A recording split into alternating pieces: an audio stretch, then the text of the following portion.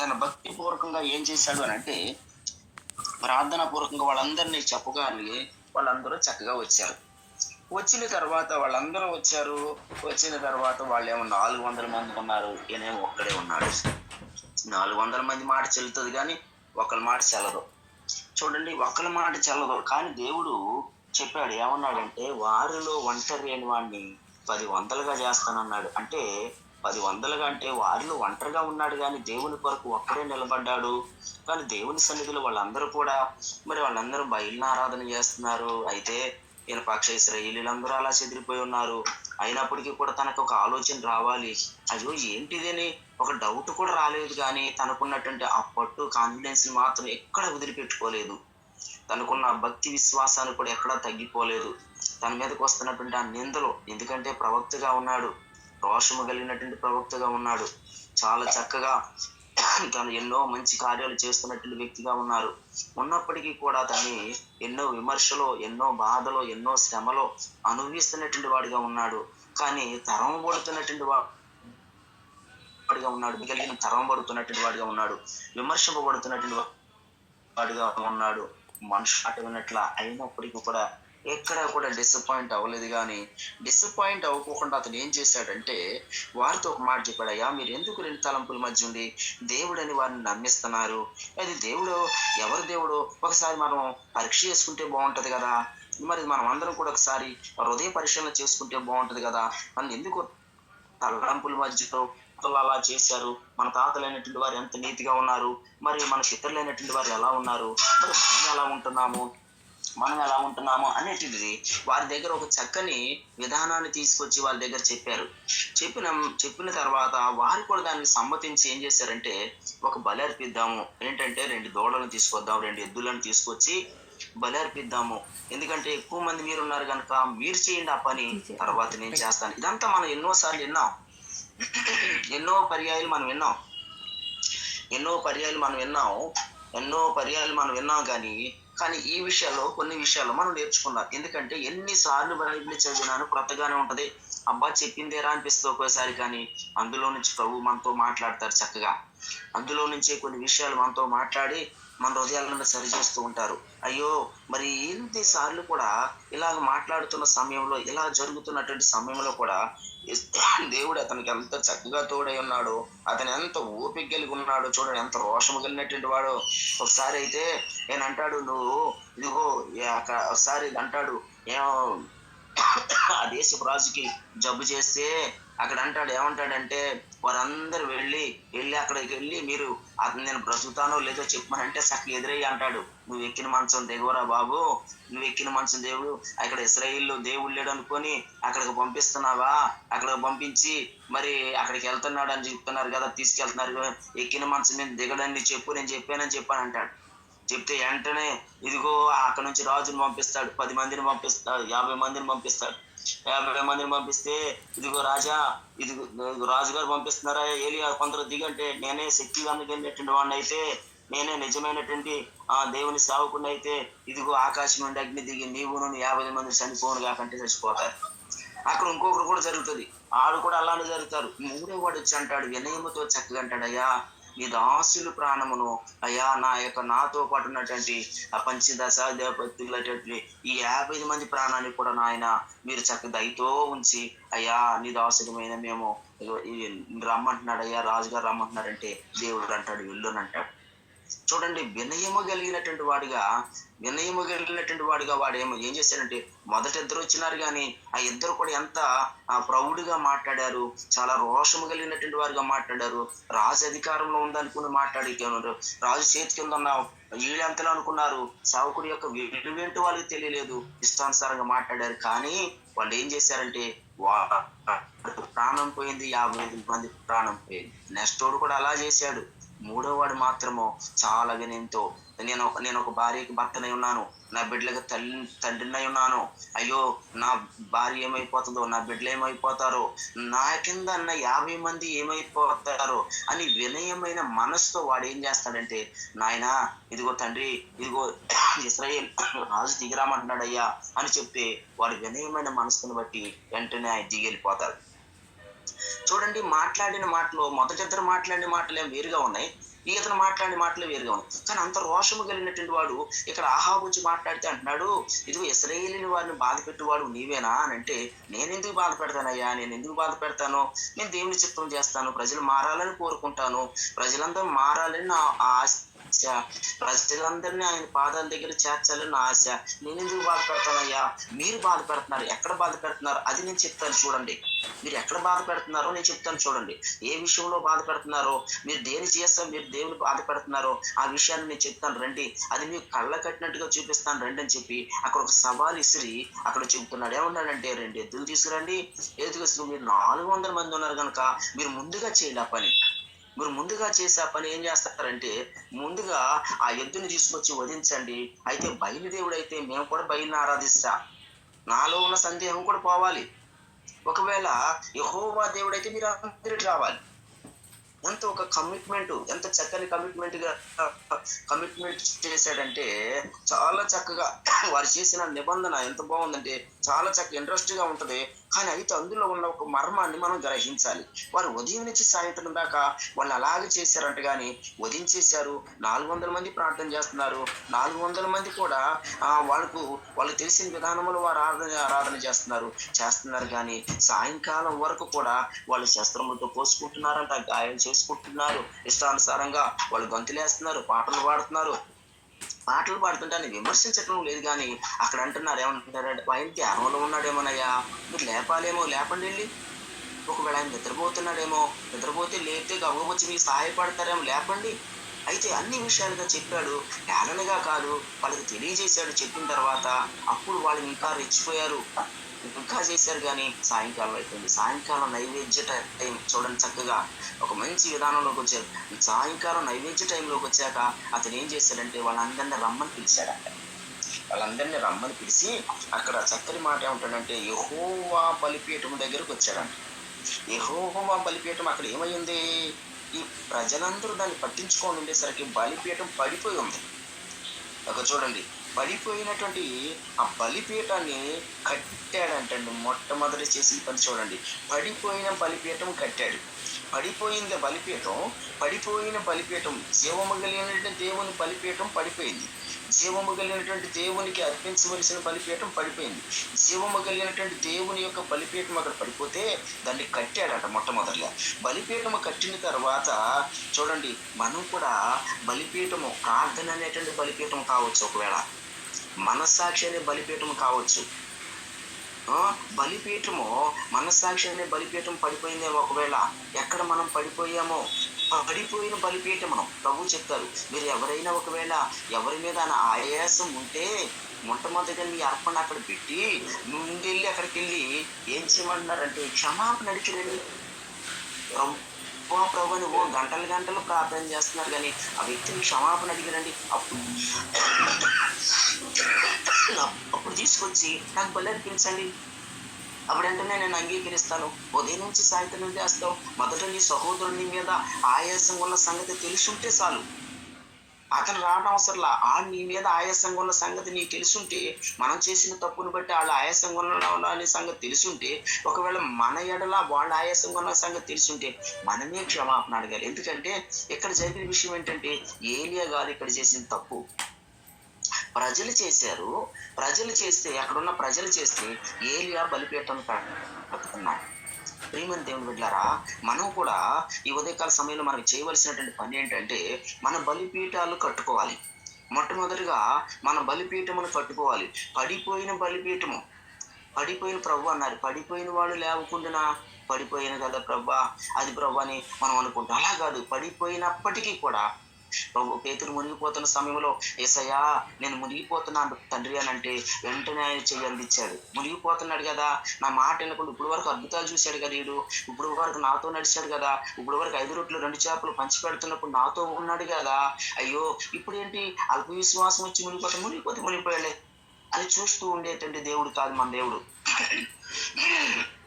నేనంత కనికరం గల దేవుడు. మునిగిపోతున్న సమయంలో కూడా అతను ఉన్నటువంటి విషయం ఏంటంటే, ఆయనకు వచ్చిన ఆలోచన ఏంటంటే, మునిగిపోతున్న సమయంలో యేసయ్యా నన్ను క్షమించవా, నేను నశించిపోతున్నాను ప్రభా అని కేక వేశాడు. ఆ కేక వేసే అనుభవం ఉండాలి మనకి. మునిగిపోతున్నప్పుడు అయ్యా కేక వేశాడు. వెంటనే కేక వేయకపోతే ఆయన కేక వేశాడు గనుకనే, ఆయన కేక వేసి ప్రభు యొక్క ప్రేమను అర్థించాడు గనుకనే ప్రభు సన్నిధిలో అతను కేక వేసి ప్రార్థన చేసి కేక వేశాడు, అయ్యా నేను మునిగిపోతున్నానయ్యా అని కేక వేస్తే వెంటనే ప్రభు చేయి అందించాడు. చాలా సందర్భాల్లో మునిగిపోతున్నామేమో మనము, ఎక్కడ మునిగిపోతున్నాం మరి మనకు తెలీదు. మరి దేనిలో అప్పుల్లో మునిగిపోతున్నామో, మరి అనారోగ్యం చేత మునుగుతున్నామో, అపజయము చేత మునిగిపోతున్నామో. మరి అయితే పేతురు అయితే సముద్రంలో మునుగుతున్నాడు, మరి విశ్వాసంలో మునిగిపోయాడేమో ఎక్కడో తెలియదు. కానీ అట్టి మునిగిపోతున్న పేతుని తీసుకొచ్చి ఏం చేశాడు, ఆయన కేక వేయటి బట్టి ఆ కేక విని ఏం చేశాడంటే యేసయ్య లేపుకున్నాడు. ఏం చేశాడంటే యేసయ్య చేసిన పని ఏంటంటే 5,000 మందికి భోజనం పెట్టారు ఆయన పని. కానీ ఇక పేతురైతే 5,000 మందిని మారు మనసులో నడిపించారు. అందుకని ప్రభు అన్నారు, నా యందు విశ్వాసం ఉంచి వాడు నాకంటే గొప్ప కార్యాలు చేస్తాడు. కనుక ప్రియమైనటువంటి దేవుని బిడ్డలు, ఆయన యేసు ప్రభు వారి కంటే పేతురు గొప్ప అని నేను చెప్పట్లేదు. యేసు ప్రభు వారే గొప్ప. అంటే మనకంటే మనం ఎంత బాగా మాట్లాడినా, మనం ఎంత ఇది చేసినా, మనం ఎంత ఇది కలిగినా, ఏది చేసినా కానీ మన వెనక ఉన్న వారి కంటే, మన పితరుల కంటే మనం గొప్పవారం కాదు.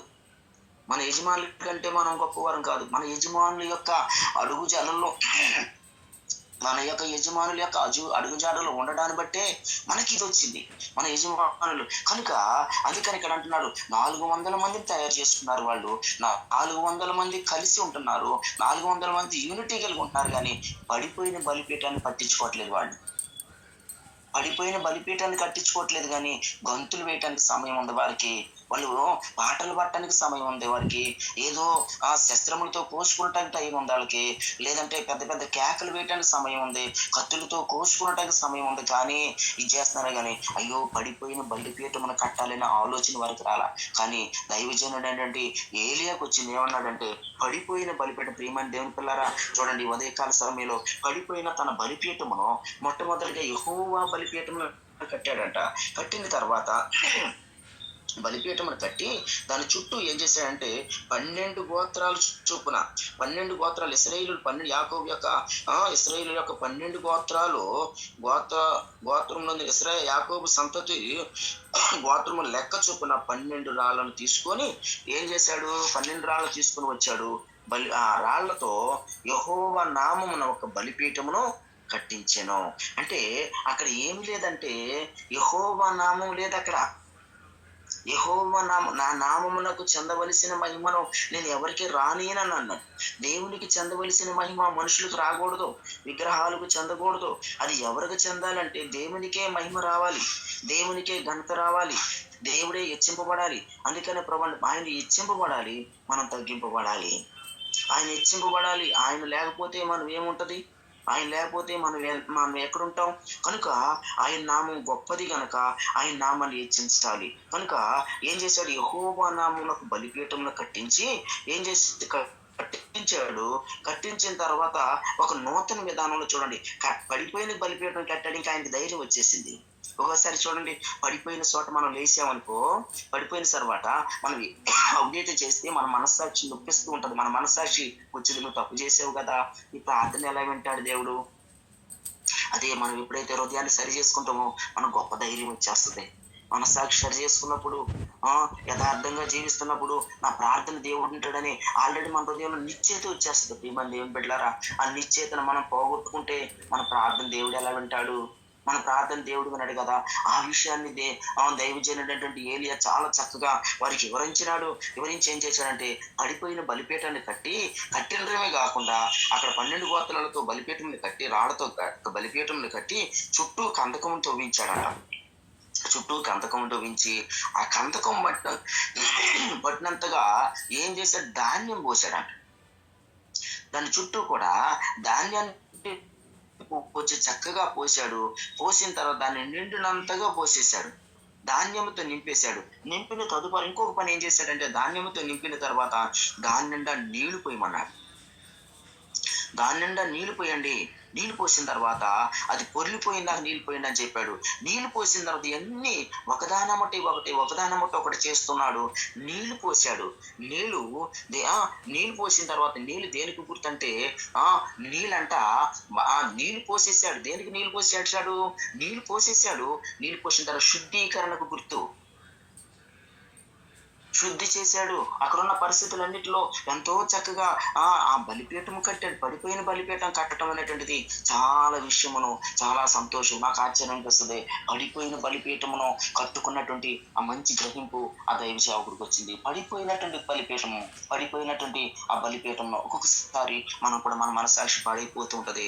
మన మనసాక్షి పాడైపోయినప్పుడు మనం ఏం చేయాలంటే మన హృదయాన్ని సరి చేసుకొని మనం చక్కగా ప్రార్థనా పూర్వకంగా మన బలిపీఠంలో కట్టుకున్నటువంటి వారిని ఉండాలి. దేవుని బిడ్డలారా, ఈ ఉదయకాల సమయంలో దేవుని సన్నిధిలో మనం అనుకుంటుంటారు. అది కాదు. ఒకసారి అయ్యగారు చెప్పారు. ఏమన్నారంటే, అయ్యగారు చెప్తున్నారు, ఇది చేయటం అది చేయటం కాదు, అసలు నేను మారుమనసు పొందుతుంటే ఫస్ట్ రోజు ప్రార్థన ఏం చేశానంటే, మారుమనసు ప్రభా నన్ను దీవించు ప్రభా. అదే నన్ను అయ్యగారు మరి ఎలా వచ్చారు, మరి ఏం ఇచ్చున్నారు అట్టు కాదురా, ప్రార్థన చేసేది అలా కాదు చేసేది. ఏమన్నారంటే, నా పాపాలు క్షమించని ప్రార్థన చేయి, నా తప్పులుంటే చూపించని ప్రార్థన చేయి, అప్పుడు ఇది చేస్తారన్నారు. ఒకసారి నేను పొరపాటు చేసి అయ్యగారి దగ్గరికి వెళ్ళి, అయ్యా ప్రార్థన చేయండి అయ్యా అన్నాను. ప్రార్థన చేయంటే అప్పుడు అన్నారు, ఏమన్నారంటే, తరా నువ్వు చేయాలా ప్రార్థన, నేను చేయాలా ప్రార్థన అన్నారు. ప్రార్థన నువ్వు చేయాలా, నేను చేయాలా ప్రార్థన అన్నారు. అంటే అప్పుడు నాకేం అర్థం చూస్తున్నా, ప్రార్థన తప్పు చేసినోడు ప్రార్థన చేయాలరా. తప్పు క్షమాపణ అడిగిందాక దావీదు తప్పు చేశాడు. దావీదు తప్పు చేసిన తర్వాత క్షమాపణ అది పరుపు తేలిందాక ఏడ్చాడు. దేవా నన్ను క్షమించి. అలా కాదు, మన తప్పులకు మనమే ప్రాయశ్చిత్తం అనిపించాలి. మన తప్పులు మనం పోయిన తర్వాత మన తప్పులన్నింటినీ మనమే వాటిని ఒప్పుకోవాలి. కానీ అందుకనే ఏలియా కూడా ముందుగానే వాళ్ళు రాకోకుండానే బలిపీఠం కట్టాలంటే కట్టొచ్చు. ఆయన వాళ్ళందరికీ అర్థమయ్యేటట్టుగా, వాళ్ళందరికీ తెలిసేటట్టుగా బలిపీఠం కట్టాడు. వాళ్ళందరూ పిలవకోకుండా ముందు అలా పని చేసుకున్నప్పుడు నేను బలిపీఠం కట్టుకోవచ్చు కదా. ఆల్రెడీ ఈయన బలిపీఠం బాగుంది, కానీ ఈయన బలిపీఠం బాగున్నది కనుకనే వారి మధ్య నిలబడి ఉన్నాడు. కానీ వాళ్ళందరి ఎదుట వాళ్ళందరికీ కనపడేటట్టుగా ఆ బలిపీఠం ఎంత చక్కగా వాళ్ళు కట్టారు. ప్రియమైన దేవుని బిడ్డలారా, ఈ ఉదయకాల సమయంలో చూస్తే దైవ సేవకుడు చేసినటువంటి ఆ విధానాన్ని చూసినప్పుడు నాకు చాలా ఆశ్చర్యం అనిపిస్తుంది. అయ్యో, వాళ్ళందరికీ రోషం కలిగినటువంటి వాడు కదా. 50 మంది చనిపోవాలనుకుని చెప్పినట్టుగా వీళ్ళు కూడా చనిపోవాలంటే చనిపోతారు, కానీ చనిపోవటం కాదు.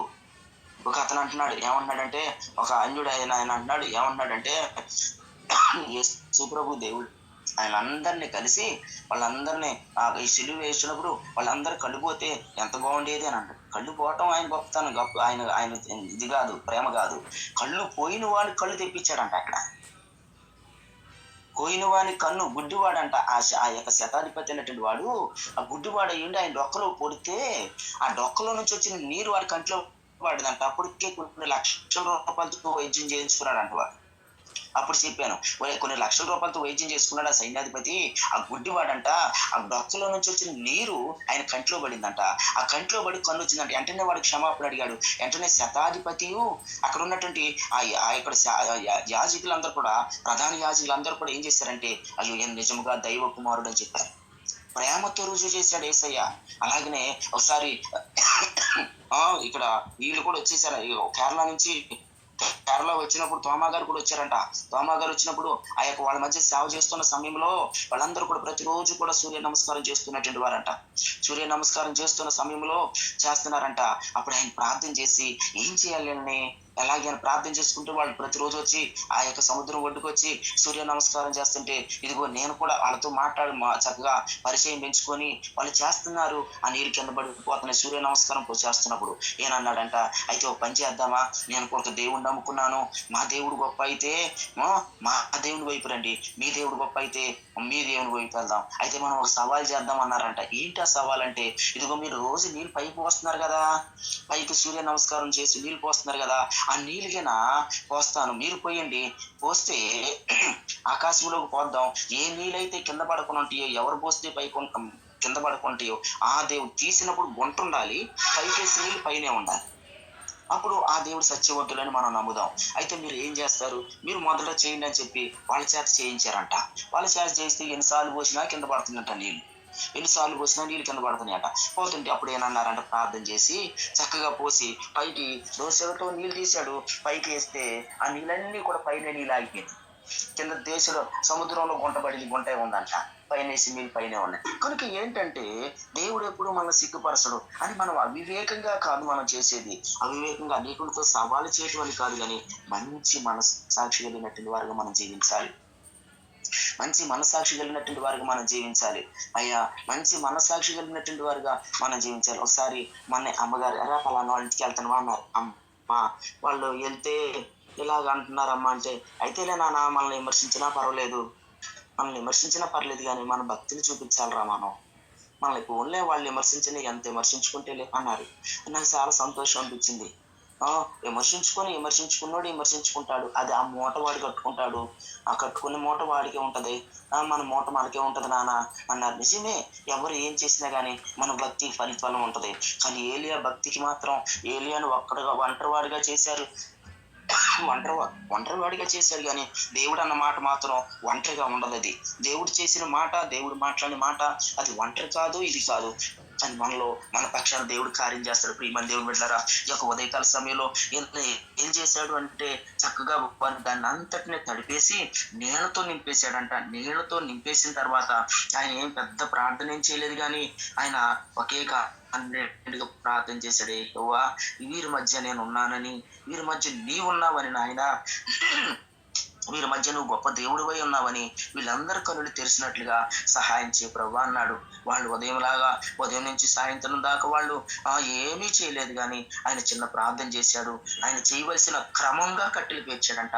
ప్రియమైన దేవుని బిడ్డలారా, మనం కూడా మనం చేసే భక్తికి ఒక క్రమం ఉండాలి. మనం చేసే భక్తికి ఒక క్రమం ఉండాలి.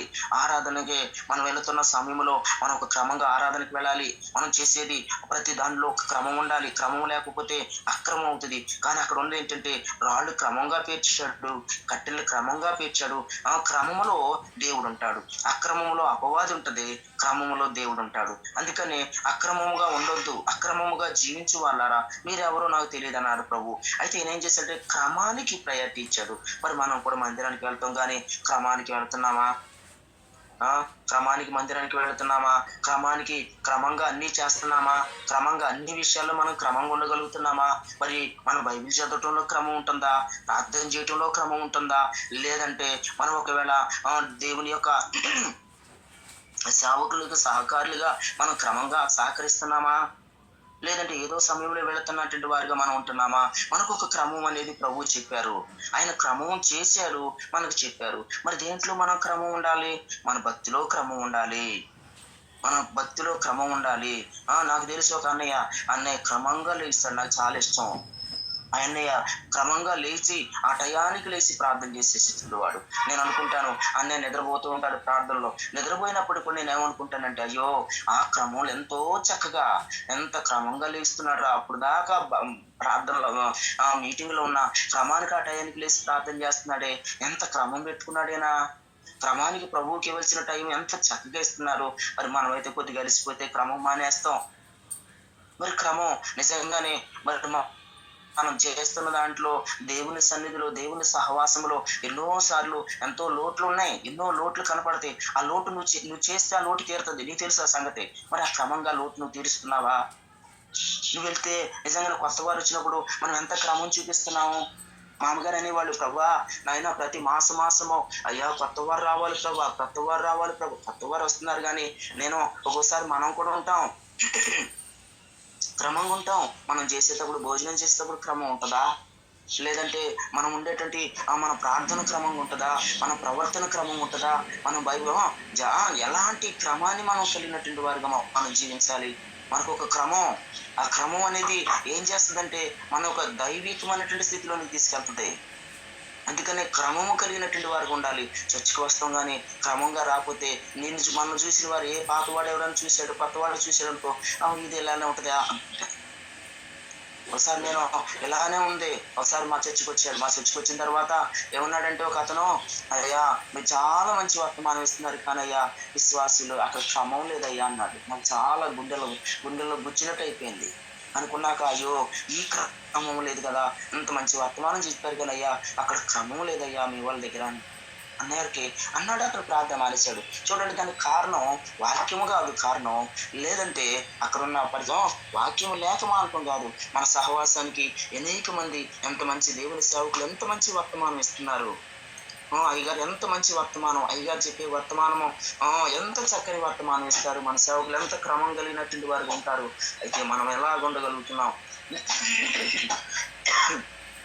మనం ఒక క్రమం కలిగినటువంటి వ్యక్తులుగా మనం జీవిస్తే ఏలియా అంటే జయము, 400 మంది మీద జయము 400 మంది ప్రార్థన ఎక్కువ వింటాడు కానీ నాకు మన ప్రార్థన గుంపు లేదయ్యా, నాకేం పరిస్థితులు లేదయ్యా మనం అనుకుంటాం. కానీ ఆ క్రమంలో ఎంత చక్కగా దేవుడు ఇన్వాల్వ్ అవుతాడో అని నేను ఇది చదివినప్పుడు నాకు అనిపించింది.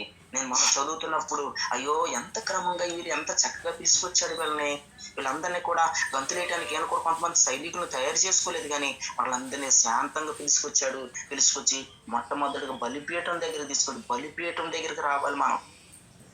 అక్కడ యెషయా గ్రంథం అంటాడు, మీరు ఎక్కడ ఆదరింపబడతారంటే యెరూషలేములోనే మీరు ఆదరింపబడతారు. దేవుని సన్నిధిలోనే మనం ఆదరింపబడతాం. దేవుని సన్నిధి మనం సరిచేస్తుంది. దేవుని వాక్యమే మనల్ని దిద్దుద్ది. దేవుని వాక్యమే మనల్ని సరిచేస్తుంది. దేవుని వాక్యమే మనల్ని వృద్ధులు చేస్తుంది. దేవుని వాక్యమే మనల్ని నడిపిస్తుంది. అందుకంటే నీ వాక్యము నా త్రోవకు వెలుగు అంటాడు. ప్రియమైన దేవుని బిడ్డలారా, మనకు వెలుగై ఉన్న వాక్యాన్ని మనం వెంటాడదాం. మనకు మంచి సహవాసాన్ని దేవుడు మనకి ఇచ్చాడు. చక్కని వాక్యం, ఎంత మంచి వాక్యం వినబడుతుందో, కానీ మన వాక్యములో అనేక మందిని మనము ఆ వాక్యానుసారంగా మనం నడుస్తూ అనేకులకు మాదిరికరమైన బిడ్డలుగా మనం జీవిద్దాం. ప్రియమైన దేవుని బిడ్డలారా, ఈ యొక్క ఉదయకాల సమయంలో దేవుడు ఇస్తున్నటువంటి ఈ మంచి విషయాలు అనేకమైన సందర్భాల్లో అన్నయ్యోళ్ళు చక్కగా మాట్లాడుతున్నారు, అక్కోళ్ళు మాట్లాడుతున్నారు, ఇంకా చక్కని ఎన్నో శ్రేష్టమైన విషయాలు మనం వింటున్నాం. కానీ దేవుని సన్నిధిలో మనము అనుదినము మనం దిద్దబడాలి.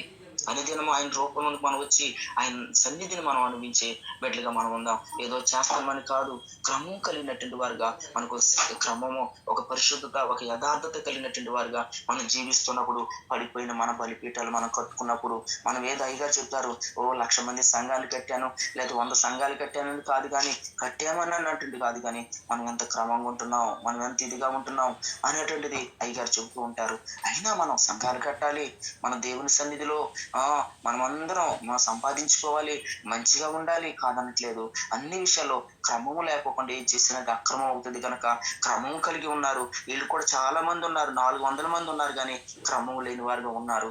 కానీ అక్కడ దేవుడు లేడు. అక్కడ బయలుని దెయ్యాన్ని ఆరాధన చేస్తున్నారు. కానీ ఎక్కువ మంది ఉన్నారు అనుకున్నారు, కానీ ఆరాధన చేస్తున్నారు, కానీ దెయ్యాన్ని ఆరాధన చేస్తున్నారు. కానీ తక్కువ మంది ఒక్కడిగా ఉన్నాడు. అక్కడ నిజ దేవుడిని ఆరాధన చేస్తున్నప్పుడు దేవుడు ఎలాగా వారి పక్షాన్ని కార్యం చేశాడు. ప్రియమైన దేవుని బిడ్డలారా, దేవుడు మన పక్షాన్ని ఉండేటట్లుగా మన ప్రవర్తన దిద్దుకుందాం. దేవునికి ఇష్టంగా జీవిద్దాం. దేవుని రాజ్యానికి మనం వారసులు అవుదాం.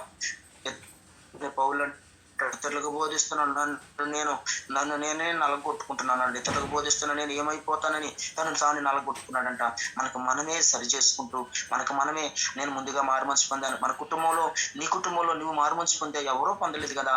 దేవుడు నీకు ఆ క్రమం ఇచ్చాడు. నీ క్రమాన్ని బట్టి మన కుటుంబాన్ని నడిపించుకోవాలి.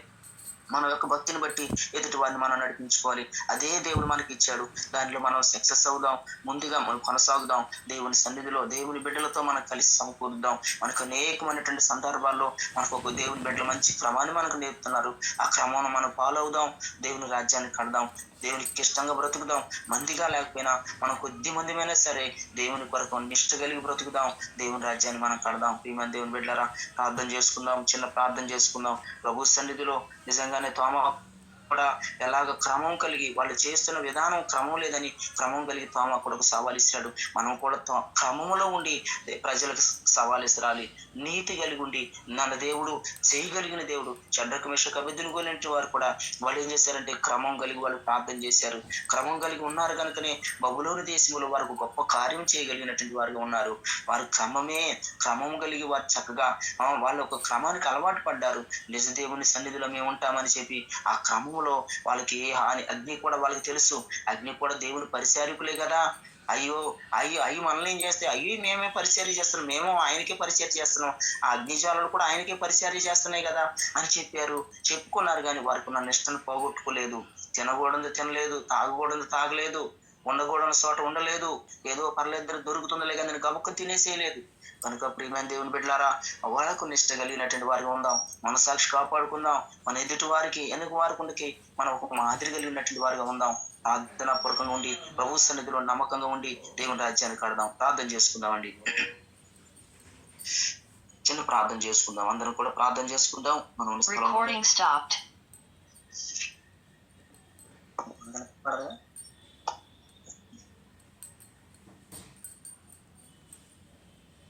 ప్రేరేపించబడిన వారు ఒకరి తర్వాత ఒకరు ప్రార్థించవలసిందిగా మనవి చేస్తున్నామండి.